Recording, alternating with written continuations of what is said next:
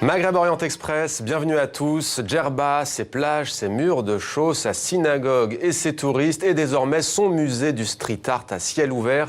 En quelques mois, un village de l'île des Lotophages est devenu le repère des graffeurs venus du monde entier. Vous entendrez également au cours de cette émission le témoignage d'une historienne qui se pose des questions sur le sens des convulsions que nous traversons actuellement. 4 invités dans MOE aujourd'hui.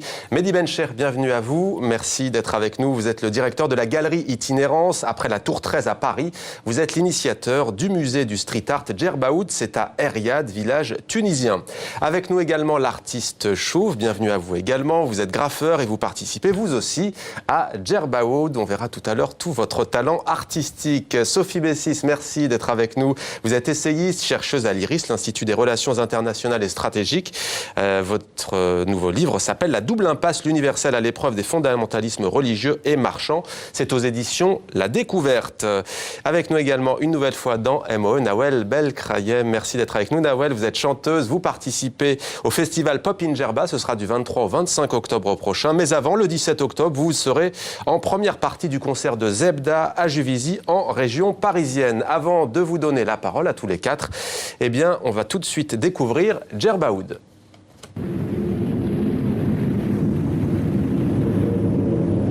Sometimes people need things from the outside to feel important, to feel that they live in a nice village. C'est un challenge, parce qu'ils ne savent pas ce que c'est. Ils ne savent pas ce que c'est que le street art. Everything was kind of surprise for me. La façon la plus simple de passer un message, c'est d'écrire dans la rue. C'est le rêve de tout graffeur, on te donne du matos pour aller peindre dans un endroit paradisiaque.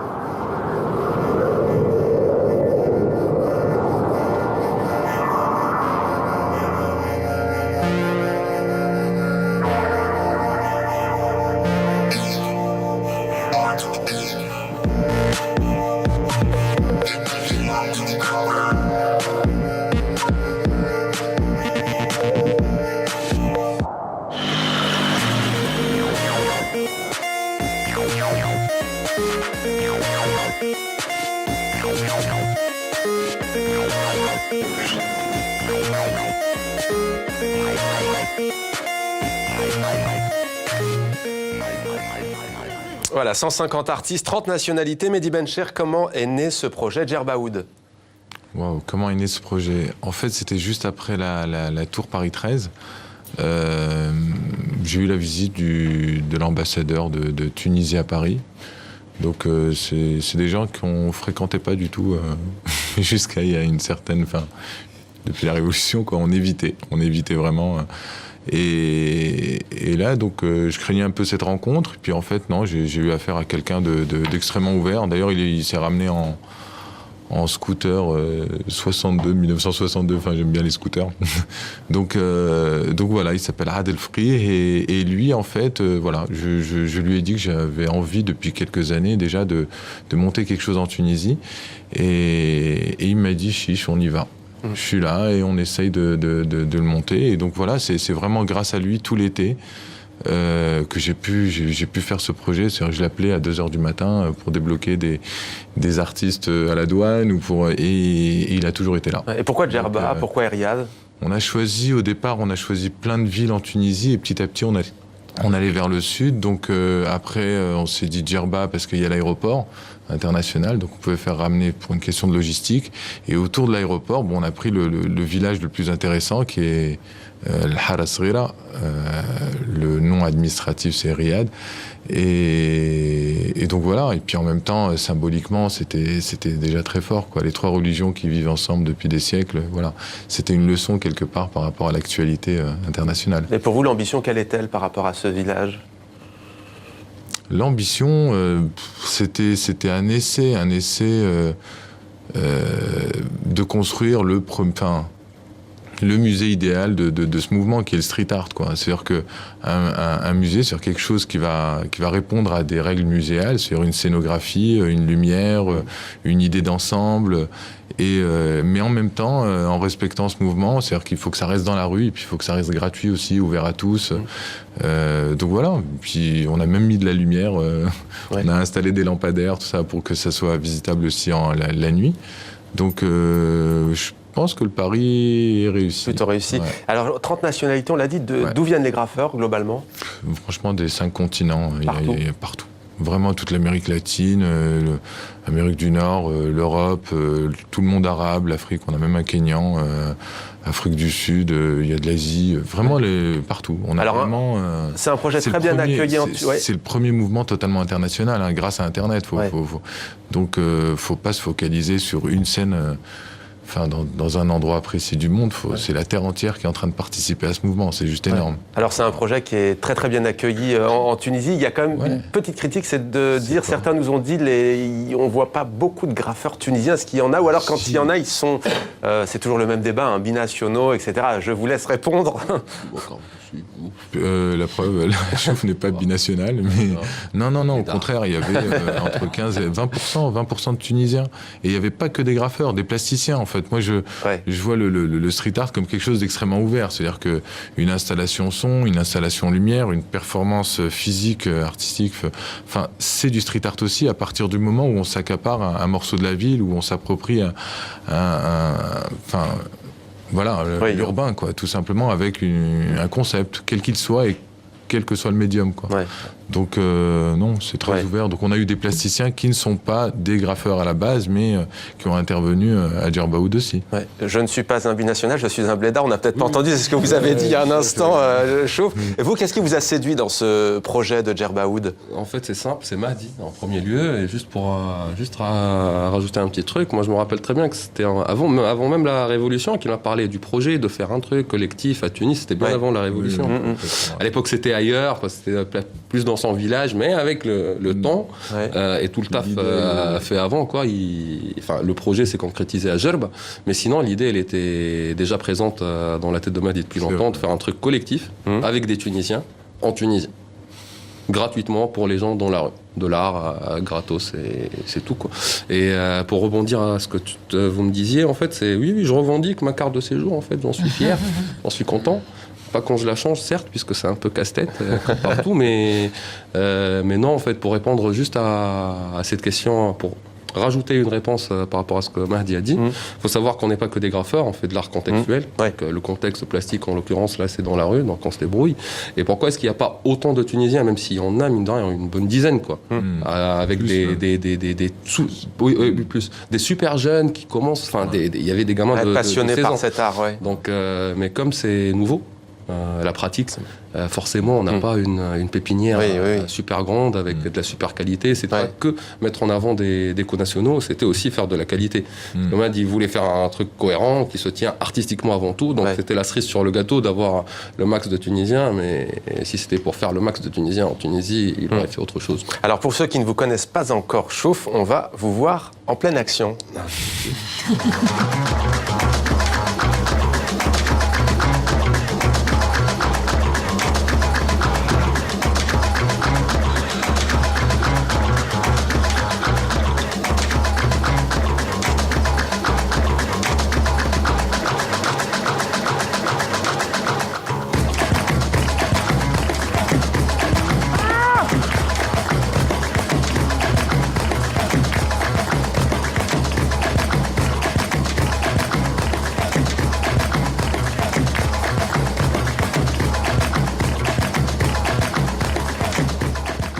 Voilà, donc vous vous inspirez de la calligraphie traditionnelle. Chouf, on dit souvent de vous, je cite, que vous utilisez la lettre comme prétexte à explorer la forme. Expliquez-nous. En fait, c'est surtout ce que je dis souvent quand on me demande c'est quoi mon taf. Pour essayer d'être le plus court et compréhensible, moi je prends la lettre arabe comme prétexte pour construire avec autre chose. Donc la lisibilité n'est pas comme problématique. C'est pas fait pour les arabophones ou pour les arabes. C'est juste faire avec ce matériau premier que je considère comme briques de construction, qui sont les lettres arabes en l'occurrence, tout mon schmilblick, quoi. Ouais. Vous dites d'ailleurs, je prends les lettres arabes en otage, avec un peu d'humour aussi. Alors vous désacralisez ce qu'on appelle donc la calligraphie traditionnelle. Quels outils utilisez-vous? C'est assez fascinant. Là, on a vu le pinceau, mais pas seulement. Oui, en fait, c'est simple. Enfin, mes outils pour faire le plastique, ils sont multiples. Enfin, je me débrouille. C'est ça, pour moi, être street, c'est une attitude et une approche qu'on a avec son mur ou sa toile. C'est venir, avec le matos qu'on a, faire ce qu'on a à faire de la sorte la meilleure qu'on puisse faire à l'instant T. Point. Et pour répondre à cette problématique que c'est de traiter quelquefois, de désacraliser, de démocratiser la chose, ça dépasse la calligraphie arabe, mais je prends la calligraphie arabe comme base pour la recherche, puisque c'est ce que j'utilise comme matériau de construction de 1. Et de 2, c'est ce qu'il y a de plus connoté, en fait, pas seulement dans l'inconscient collectif occidental, mais même dans l'inconscient collectif arabe. Comme pratique artistique, c'est très connoté texte religieux, qu'est-ce que vous avez écrit, et d'où la signature chouf, quoi. Regarde, donc celui qui me demande qu'est-ce que t'as écrit, regarde, je signe chouf. Oui. Donc c'est surtout aussi dépasser cette appréhension psychologique entre guillemets religieuse qu'a l'inconscient collectif arabe et occidental sur l'art plastique travaillé avec des lettres arabes, quoi. Et c'est aussi sortir de la toile, de la peinture à de l'huile et des gens qui ont fait forcément que les beaux-arts. C'est aussi désacraliser et démocratiser que de faire dans la rue, gratuitement, avec le peuple, en n'ayant pas fait les beaux-arts, ce qu'on a à faire, quoi. Avec la bombe, le marqueur, le pinceau, le pochoir et peut-être pas trop ce qui peut vous tomber. Moins bombe que... Sophie Bessis, Djerbaoud, vous connaissiez? Vous en avez entendu parler? Oui, bien sûr, on en a beaucoup parlé en Tunisie et puis dans le monde entier. En fait, il y a eu des articles dans toute la presse internationale et tant mieux, parce que je trouve que c'est une initiative absolument remarquable. D'abord parce que c'était beau. Ensuite, parce que ça impliquait les gens du cru et ça les ouvrait sur le monde. Et je crois que ce dont a besoin la Tunisie dans l'instant historique qu'elle vit aujourd'hui, c'est cette ouverture sur le monde et c'est extrêmement important. Puis c'est de redonner à l'île de Djerba, qui est un lieu de culture millénaire extrêmement important et dont la culture a été un peu ensevelie sous le tourisme de masse depuis des années et des années, c'est redonner de la culture à un lieu qui le mérite très amplement. Oui. Nawel Belkrayem, vous avez décidé d'y participer également. Vous serez en concert au festival Pop in Djerba du 23 au 25 octobre pour une déambulation. Est-ce que vous pouvez nous en dire plus? Oui. Alors bon, il va y avoir un concert dans le cadre de Pop in Djerba. Donc c'est un festival avec une programmation assez exigeante, indépendante, de musique actuelle, donc pop et électro. Donc je me sens bien déjà en phase avec la programmation de ce festival, mais auquel j'ai déjà participé lors de la première édition d'ailleurs. Mais il se trouve que comme cette année, ça se passe aussi à Djerba et qu'il y a le Djerbaoud, on s'est dit avec Kamel, le programmateur du festival, que ce serait intéressant d'y amener aussi de la musique. Et du coup, on y sera 2 jours avant le concert. Et il m'a proposé d'inviter quelqu'un. Donc j'ai invité une danseuse et amie qui a l'habitude de faire des choses dans la rue. Et on va prendre connaissance des lieux et on va essayer instinctivement de trouver 2-3 spots et d'organiser ça. Alors je peux pas encore vous en parler précisément parce que j'ai vu pour l'instant que des images. Donc je trouve que ça a l'air à la fois hyper poétique et urbain et généreux. Enfin, j'ai vraiment hâte d'y être. Mais après, il faudra sur place que je sente avec donc les gens de mon groupe, le guitariste Nassim qui sera sûrement en gambri. On aura sûrement un percussionniste. On va voir si on pourra installer un peu de Sunjun avec nos machines ou pas, ou si on restera sur une forme acoustique. Mais en tout cas, on va essayer de sentir l'âme de 2-3 spots et d'y faire quelque chose. Elle est déjà à fond, Nawel Belkrayem, en tout cas. Alors, vous allez sans doute chanter Safsari, et on va découvrir aussi également dans Maghreb Orient Express aujourd'hui ce titre donc de Nawel Belkrayem.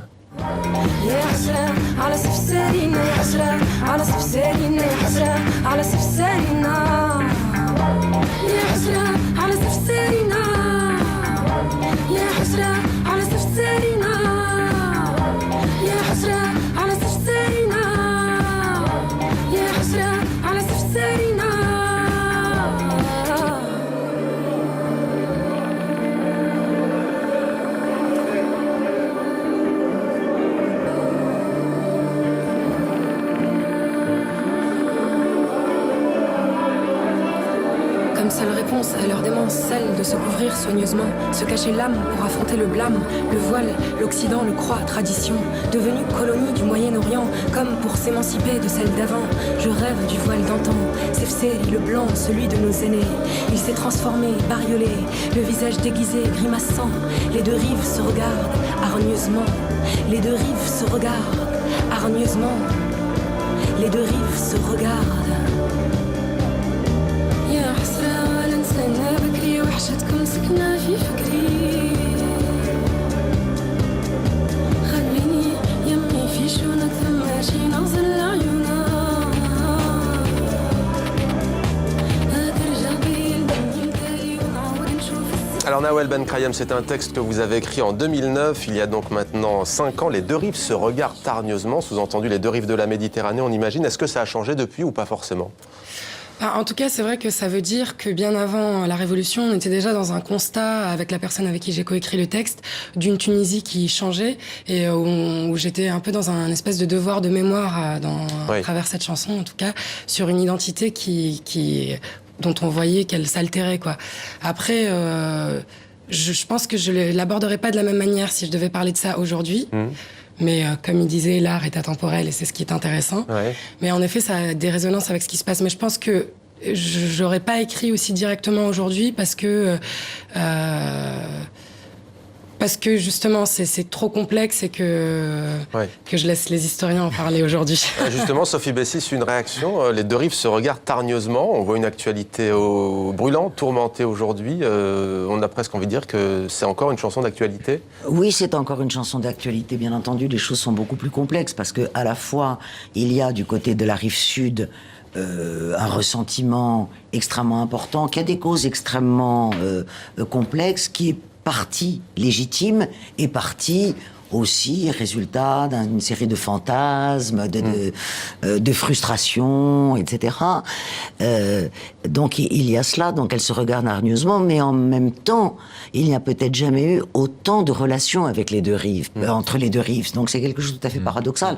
Quand on pense, par exemple, pour ne prendre que la Tunisie, il y a 600 000 Tunisiens qui vivent en France, bien davantage proportionnellement à la population tunisienne que à l'époque coloniale, beaucoup plus. Vous avez aujourd'hui 10% de la population tunisienne qui vit à l'étranger. À l'intérieur de ces 10%, vous en avez 80% qui vivent dans les pays occidentaux. Donc, ce sont des types de relations qui sont à la fois, comme je le disais, empreintes d'un contentieux absolument inépuisable, en tout cas que l'on n'a pas épuisé, et en même temps qui peuvent peut-être donner lieu à des types de relations. Et qui n'est peut-être pas spécifique d'ailleurs aux deux rives de la Méditerranée, mais peut-être plus nord-sud d'ailleurs. Oui, on peut élargir. On peut élargir. Mais enfin, disons que... il y a une spécificité dans cette région. Il y a une spécificité entre les relations du monde arabe et de l'Europe, je crois, que l'Afrique noire, par exemple, qui a évidemment de très très lourds contentieux, mais ce ne sont pas les mêmes. Voilà. Alors, dans la double impasse, vous vous intéressez à deux systèmes idéologiques, Sophie Bessis. D'un côté, ceux que l'on pourrait appeler les apôtres du marché globalisé, qui veulent inclure dans sa sphère toutes les activités humaines, et puis de l'autre, de nouvelles hégémonies religieuses, ce n'est pas nouveau, identitaires aussi, qui tentent de reconquérir des sociétés ébranlées depuis quelques années. Quand est-ce qu'ont émergé ces deux courants fondamentalistes ?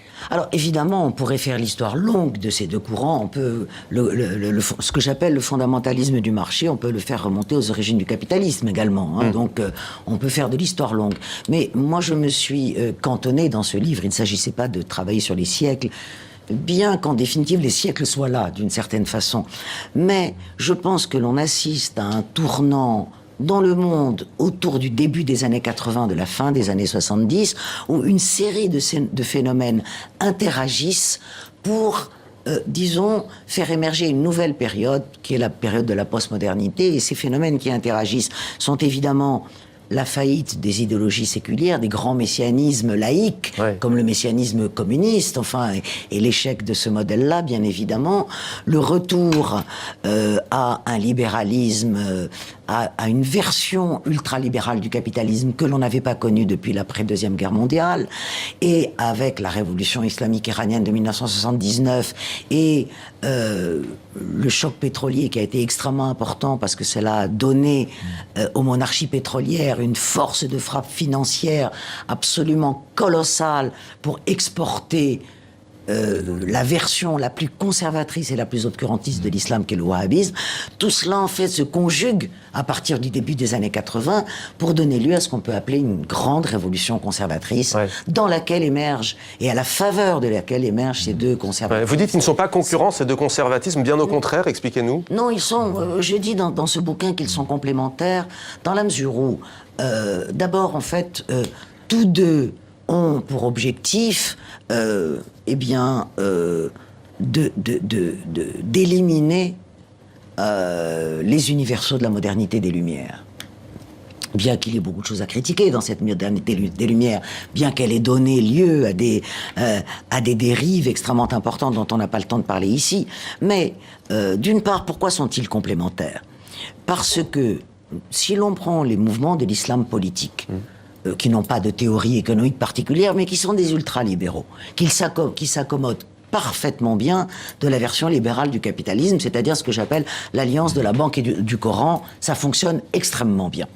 Et de l'autre côté, les grandes économies de marché, à commencer évidemment par les économies européennes, les grands pays européens et de l'Amérique du Nord, s'accommoderaient tout à fait bien d'une formule d'islam politique que l'on appelle par l'oxymore d'islamisme modéré, si vous voulez, d'une formule d'islam politique qui régirait leur société comme ils le voudraient, tout en respectant les canons du capitalisme de marché dans le monde actuel. Et donc, en réalité, ce sont deux formes de fondamentalisme qui sont beaucoup plus complémentaires. Mais quelle piste alors proposez-vous? Quelle alternative à ces deux systèmes? Ce que j'essaye de proposer, parce que ce que je dis dans ce bouquin, c'est qu'en même temps, ce sont deux idéologies de la postmodernité, ces deux fondamentalismes.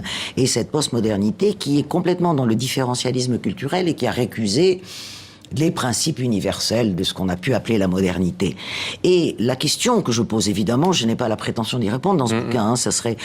mais en tout cas, la question que je pose, c'est est-ce que de nouvelles formes de modernité qui récupéreraient cet universel peuvent naître ailleurs et sous quelle forme dans le monde actuel? Parce que je pense que tout n'est pas perdu et que le monde actuel n'est pas condamné à ces idéologies de l'enfermement, soit par le biais de la figure d'un hyper-consommateur totalement contraint par le système dominant, soit par la figure, disons, aujourd'hui, du djihadiste de base. Mehdi Bencher, une réaction? Est-ce que vous reconnaissez la Tunisie dans ce que dit Sophie Bessiz? Est-ce que la Tunisie, depuis le départ de Ben Ali, est dans ces dilemmes-là d'un système économique incarné peut-être par un Ennahda ultralibéral et conservateur? Je suis pas économiste, mais c'est pas mon...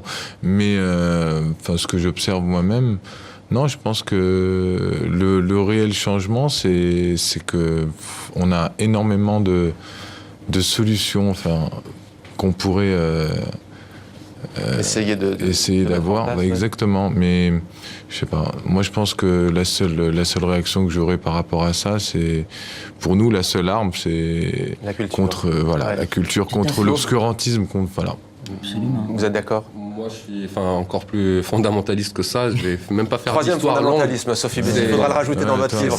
C'est presque la même partout, depuis tout temps, depuis le début, mais avec d'autres formes. Là, ce qui se passe, c'est spécifique, mais c'est bien, puisque pour moi, peu importe ce qui se passe, mais vaut mieux que ça bouge que ça reste statique. L'état de pierre, c'est ce qu'il y a de... C'est peut-être une étape, vous voulez dire, pour la Tunisie aussi. C'est une étape, forcément, et la Révolution française, elle a pris des décennies, et comme a dit Mahdi, le travail, le bon travail sur le réel, tout le monde peut le faire en faisant bien son travail, et pour moi, ça ira forcément mieux de toute façon, mais... Si je peux dire une chose par rapport à la culture, ce qui est extrêmement intéressant dans ce que j'appelle ces deux fondamentalismes, c'est que chacun pourrait nier la culture, parce que le système dominant du marché remplace la culture par une sous-culture de type marchand. Et quant au fondamentalisme de type religieux, ils ont évidemment peur de la culture qu'ils veulent remplacer par une espèce de rhétorique identitaire qui remplace la culture. Eh bien maintenant, la culture, c'est un moyen de combat. Voilà, on va maintenant laisser le mot de la fin. Nawel Ben Krayem, en musique, vous nous interprétez, Nawel? Oui, donc c'est une parole un peu plus poétique que ce qu'on a écouté. Mais en tout cas, je suis d'accord que le mur de la peur est tombé et que... Il faut continuer. Continuer.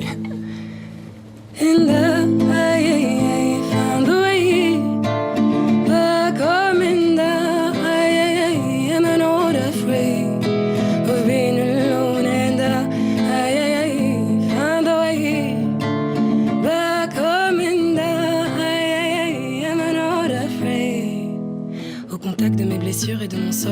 nature, je fais le deuil de réparer, de trouver. Seuls les oiseaux et toi et ton aile cassée pour partager le cœur fané. La lumière fatiguée parvient enfin désespérée à s'échapper. Dans la nuit, dans la nuit, dans la nuit cendrée. And I find a way back home and I am not afraid. Dis, tu serais mon étranger en cavale dans nos contrées. Tu défies mes horizons blessés. Tu me dis que la vie, tout finit par passer. Écorchés par les mailles de leur filet. C'est dans leur faille que ta lumière est passée. La nuit, quand le monde s'endormait, quand les marionnettes tombaient, j'observe ta quête, je la dessine. Ah, je t'imagine en toile de fond, mon pays chaotique. Ni justice, ni repos post-traumatique, post-traumatique, post-traumatique. Tic, tic, tic, tic.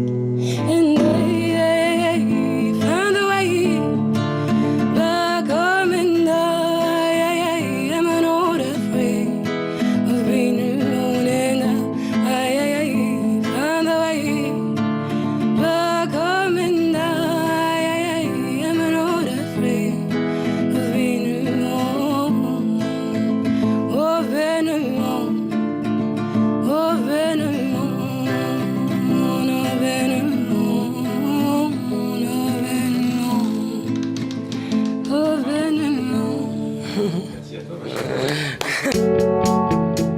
Tout de suite, le journal Afrique.